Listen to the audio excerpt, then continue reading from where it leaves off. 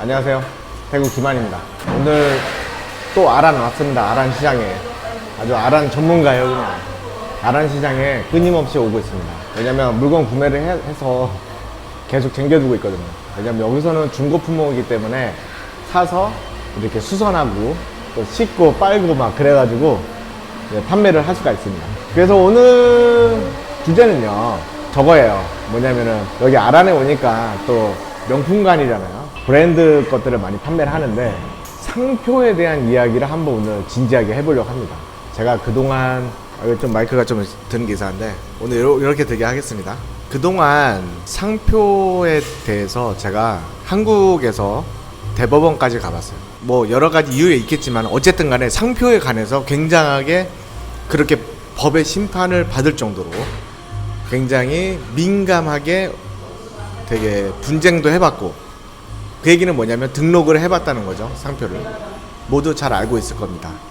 한국에서도 상표를 출원할 수 있죠. 신청을 하고 그리고 이제 기다렸다가 한 1년이나 1년 뭐 요새는 모르겠어요. 한 1년 반 정도 걸린 것 같기도 하고, 이제 그러면서 이제 상표가 되냐 안 되냐 이제 그런 걸로 되고, 혼자 하기 힘든 분들은 변리사를 통해서 하고, 또 혼자 할 수 있는 분들은 그냥 혼자 하고 그러고 있습니다. 그런데 그러면 태국에서 그런 상표 이게 웬 뜬금없는 소리냐 이럴 수가 있잖아요. 이거는 제가 항상 말씀드리지만 태국에 제가 있지만 아마 이거는 전 세계적으로 공통된 그런 문제일 수가 있습니다. 그 왜 그러냐면 이제 어렵사리 회사, 주식회사를 설립하고 법인회사를 설립하고 또는 어떤 판매자를 찾아서 그런 총판 같은 역할, 뭐 지사, 뭐 이렇게 해가지고 힘들게 키워넣은 우리 브랜드를 외국에 수출하려고 하는데 미리 어떤 사람이 우리 거가 잘 될 거를 그렇게 또 잘 알아요.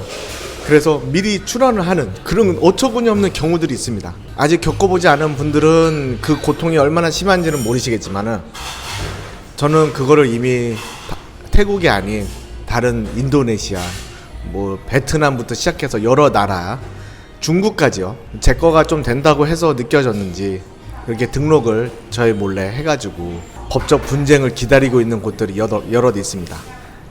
그런데 태국에서는 그 정도의 악한 마음을 가지고 하는 사람들이 얼마나 있을지는 모르겠어요. 아직 뭐 뉴스라든가 또는 SNS, 뭐 스레드 그런 것처럼 아직 뭐 누가 상표를 몰래 등록해서 또는 나 몰래 내가 만든 건데 누가 카피해가지고 나보다 더 먼저 등록을 했다거나, 뭐 또는 수입을 해야 되는데 상표가 누가 출원이 해가지고 수입을 못 한다거나, 뭐 여러 가지 경우들 있잖아요. 이제 그런 거에 대해서는 아직 그렇게 큰 분쟁을 겪고 있는 사례는 제가 아직 보지는 못했습니다만, 이제 주변에서 제가 이제 사업하는 다른 주변에서 보면 발음 기호를 하나만 딱 틀리게 해요. 그러니까 그 나라 언어로 읽는 거는 맞는데 발음 기호 끝자리 하나를 살짝 약간 애매하게 틀리게 해놓고 글을 등록을 하는 거예요. 뭐 예를 들면 저희 브랜드가 사부인데 뭐 사부 우 뭐 이런다든가 세 글자로 약간 좀 애매하게, 그러면 이제 다음에 신청하는 오리지널인 저는 나는 사부다 그랬는데 거기서는 아니 누가 먼저 사부 우로 이렇게 해가지고 너는 이게 좀 겹친다, 읽는 게 많이 비슷하다, 그래서 등록이 안 될 수도 있다, 뭐 그럴 수도 있거든요. 그런데 우리가 이제 해외에다가 수출을 하려고 이렇게 생각을 해가지고 뭐 판매자도 알아보고 뭐고 알아보고 하잖아요. 그런데 가장 중요한 상표권을 먼저 보호를 못 받으면 말짱 도루묵입니다. 내가 상표, 우리가 판매하려는 게 다른 태국 사람이 누가 등록해 놓은 거랑 비슷해가지고 등록을 못 하는 경우도 있잖아요. 그럴 때는 빨리 신속하게 수출하기 전에 빨리 대응책을 만들어서 그거를 뭐 로고를 변경한다든가 패키징을 아직 안 한다든가 뭐 그런 식으로 뭔가 해결 방안을 만들 수 있는 그런 시간이 있어야 되는데, 그런 거를 먼저 확인하지 않고 수출을 했다가 상표권 때문에 빠꾸 맞아서 이게 안 될 수도 있습니다. 굉장히 이거 난처해요. 좀 제가 그런 경우를 지금 아직까지 겪고 있습니다. 굉장히 어렵습니다. 그게 한국에서 큰 포부와 큰 희망을 가지고 태국 또는 외국에 수출하고자 하는 경우에는 상표를 먼저 등록해야 됩니다. 그러면은 어느 정도 찾아보신 분들은 아실 거예요. 뭐 WIPO, 뭐 월드 인터내셔널 뭐 상표권 뭐 어쩌고 뭐 마드리드 뭔가 많이 들어본 것 같은데 그거 비용 엄청 올라갑니다. 그래서 가장 확실하게 상표 등록하는 방법에 대해서 알려드립니다.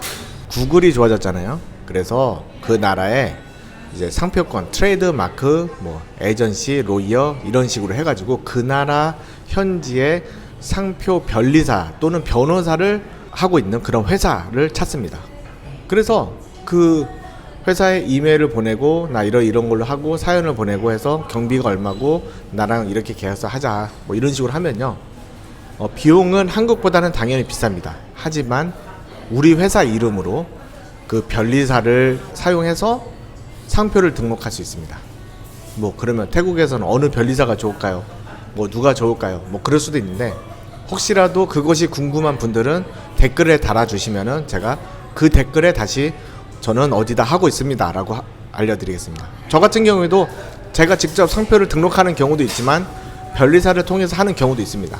왜냐하면 편의성, 그 다음에 안정성, 그 다음에 신경 계속 쓰이잖아요. 그것 때문에 등록이 되는지 안 되는지 가끔 반려되고 또는 뭐 추가하고 바꾸고 뭐 그런 경우 있거든요. 뭐 이미지를 70%로 해라 60% 해라 이 문구는 어쩌다 뭐 어쩌다 막 이런 거 있잖아요. 그거를 누가 계속 봐주고 해야 되는데 솔직히 한국 사람 입장에서는 이제 그런 게 어려운 게 솔직히 그렇잖아요. 그래서 그런 경우에는 미리 변리사와 얘기를 해서 상담을 한 다음에 상표권에 대해서 적어도 등록이 되게끔 심사라도 가게끔 나중에 법적 분쟁을 하더라도 그래서 변리사가 딱 판단하기에 요거는 등록 되겠는데 오케이 하는 정도의 수준을 해서 심사를 받게끔 하는 과정까지만 밟아도 저는 어느 정도 반은 성공했다고 생각합니다. 이 상표권에 대해서는 제가 유튜브 보거나 어디를 보거나 할 때 그다지 막 이렇게 막 이슈를 하는 그런 분들은 거의 없는 것 같아요.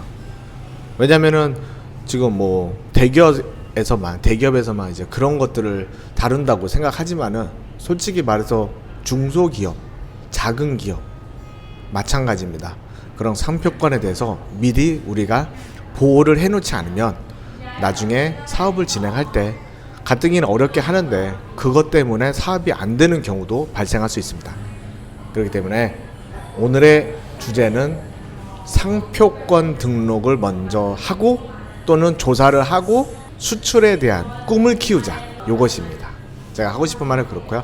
이제 마무리하면은 제가 오늘 아란 시장에 와서 지금 제가 이렇게 영상을 촬영하는 것도 진짜 짬짬이 그 짧은 시간이 있어가지고 제가 이렇게 남기거든요. 지금 보시면 제가 아마존 커피에 와 있거든요.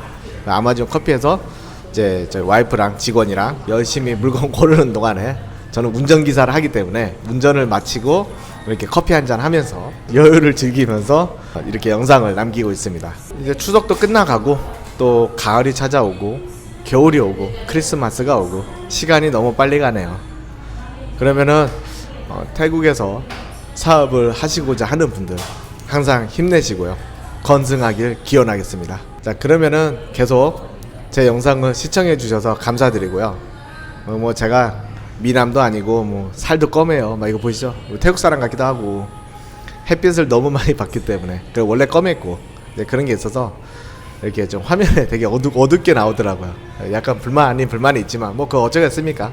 그런 거 다 인정하고 이렇게 영상을 남기고 있습니다.